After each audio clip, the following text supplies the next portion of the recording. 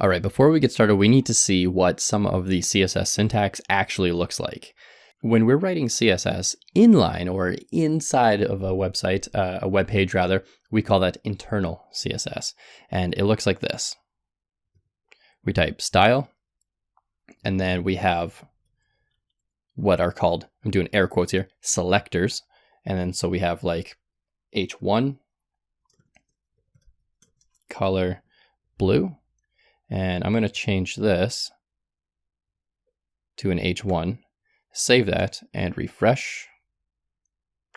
And so now we can see whenever I make a change here, it changes the styling. So it changes the actual look of the page. And so this is pretty much the smallest thing you can change on a page using CSS. It's just the color. But a selector is this. So it selects the H1 tag, anything between the opening and closing curly brackets, which can also actually go on multiple lines. I actually prefer them on multiple lines for the most part.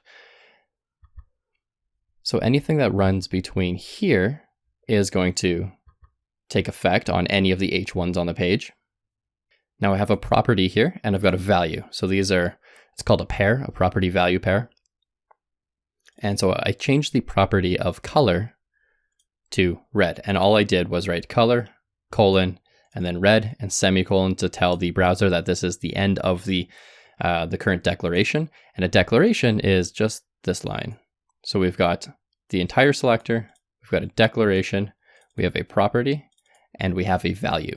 Now, if we want to, we can add multiples. So it doesn't just have to be one at a time. We can also write font size, and let's change the font size to something huge. Let's say 80 pixels. And we're going to get into pixels, font sizes, and all this stuff down the road. Refresh the page and look at that. It's huge. And so now we have two declarations. We've got line 7 and line 8. We have our selector here on line 6. And we just have a closing bracket, which basically wraps all this into one row. Now, if we wanted to add another selector, we could do that as well. Just write div, and let's go border, 1 pixel solid blue.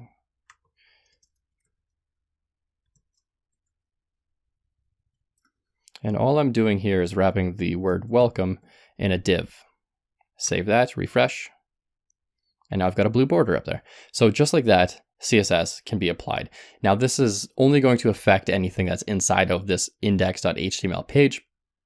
And technically that's no use really, because you can have more than one HTML page. You might have 100, you might end up having 1,000. You might write a CMS that has tens of thousands of pages, or like Facebook, literally billions and billions of pages. And you can't change this on every single page. So what do we do then? We move that into an external style sheet. And we'll cover that in a later lesson.